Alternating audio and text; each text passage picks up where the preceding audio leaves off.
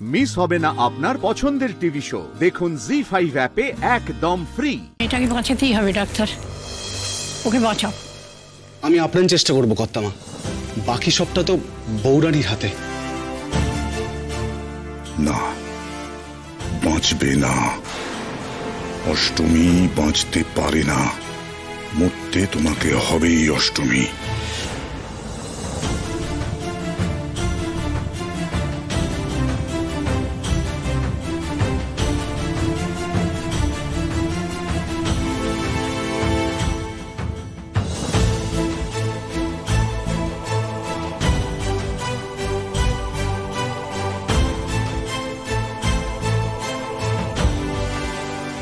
অষ্টমীকে বাঁচিয়ে দাও বৌরানী, বাঁচিয়ে দাও ওকে।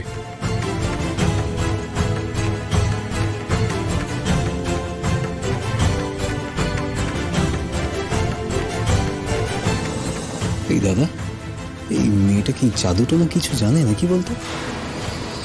এত কিছু করা হচ্ছে তাও বারবার ফিরে ফিরে আসছে, কি অদ্ভুত ব্যাপার। তোমার এই বাচালতা বন্ধ করবে তুমি রক্তিম?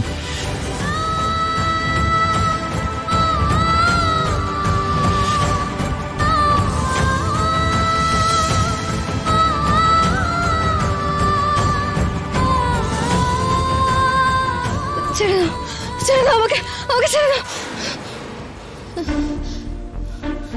ওরা ওরা ওরা কোথায় গেল? ওই লোকগুলো, ওরা তো আমাকে নিয়ে যাচ্ছিল, আমাকে মারতে চেয়েছিল।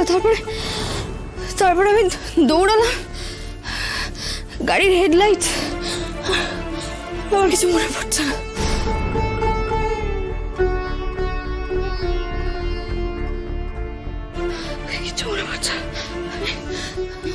আমি এখানে কি করে এলাম? অষ্টমী, কিচ্ছু হয়নি মা, কিচ্ছু হয়নি, একটু শান্ত হও। দেখো দেখো তুমি, দেখো তুমি বাড়িতে এসে গেছো। আমি ওকে যে ওষুধটা দিয়েছিলাম তাতে ওর এত তাড়াতাড়ি ঘুম ভাঙার কথাই নয়। যাক, ওর যে জ্ঞান ফিরে এসেছে এটাই অনেক বড় কথা। এখন আর বেশি কথা বলার দরকার নেই।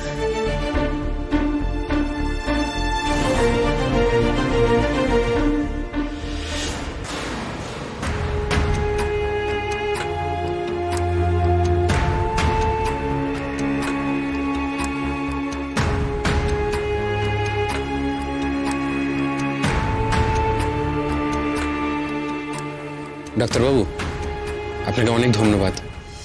আপনি এত রাতে এসে যা উপকার করলেন আপনাকে বোঝাতে পারবো না। আপনার কাছে আমরা সকলে কৃতজ্ঞ। ছি ছি ছি ছি, এভাবে বলবেন না, এটা তো আমার কর্তব্য। এ বাড়িতে আসতে পারাটা আমার কাছেও একটা সৌভাগ্যের ব্যাপার। জানি তো, তবুও বলবো তুমি তোমার কর্তব্য খুব ভালোভাবে পালন করেছো।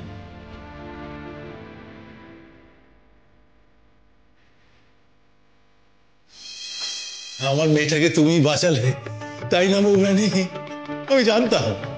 আমি জানতাম যাকে তুমি নিয়ে এসেছো তার রক্ষার ভার তো তোমারই তো বৌরানী।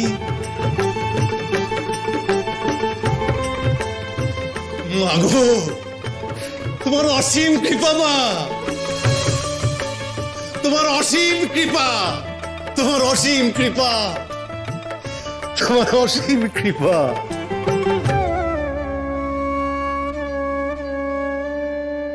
অষ্টমী, এবার একটু শরীরটা ভালো লাগছে তোমার? হ্যাঁ বড় মা, তবে একটু মাথাটা ঝিমঝিম করছে আর খুব ঘুম ঘুম পাচ্ছে। হ্যাঁ, তা তো করবেই। শরীরের উপর দিয়ে কি কম ধকল গেছে? ওই মুস্কোগুলোর সঙ্গে কি কম লড়াই করতে হয়েছে তোকে? আপনি? আমার মা।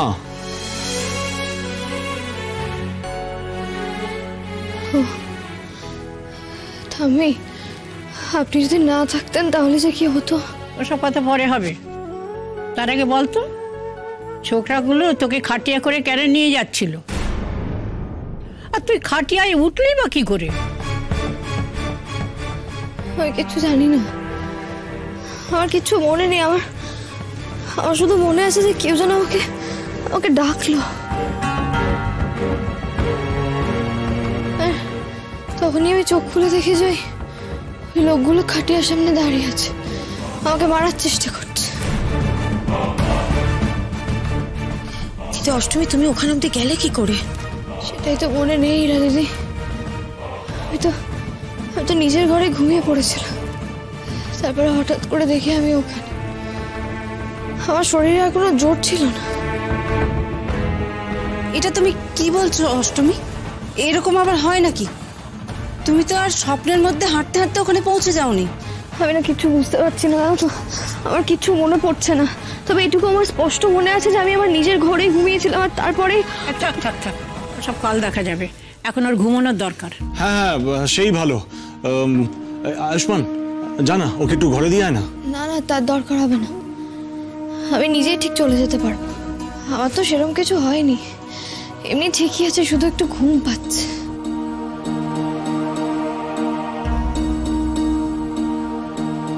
কি হলো, আপনি যেতে পারবেন তো? মাথা ঘুরছে নাকি?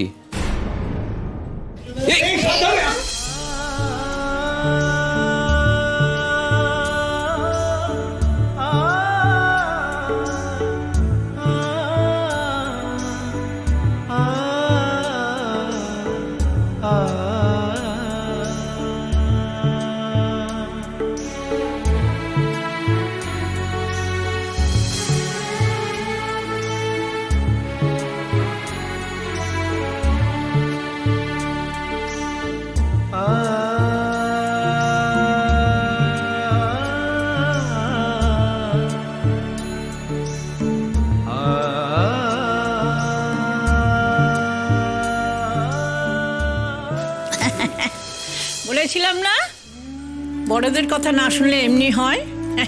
এমনি এমনি আমার চুল পাকেনি। এই তোরা সব ওকে ঘরে দিয়ে আয়। হ্যাঁ গুঞ্জা, যাও শুয়ে পড়ো, অনেক রাত হয়ে গেছে, দেরি করে লাভ নেই। যাও যাও যাও। ঠাম্মি, ঠাম্মি, তুমিও তো অনেকটা রাস্তা এসেছো, অনেকটা জার্নি করেছো, চলো তুমিও শুয়ে পড়বে। হ্যাঁ আমি ঠিক শোবো, তোদের ভাষায় আমি একেবারে ফিট। তোরা যা শুয়ে পড়। ঠিক আছে, চলো চলো চলো।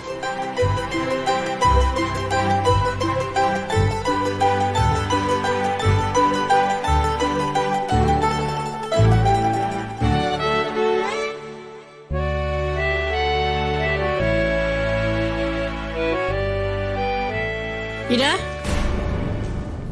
তোর সঙ্গে আমার কথা আছে। বলো।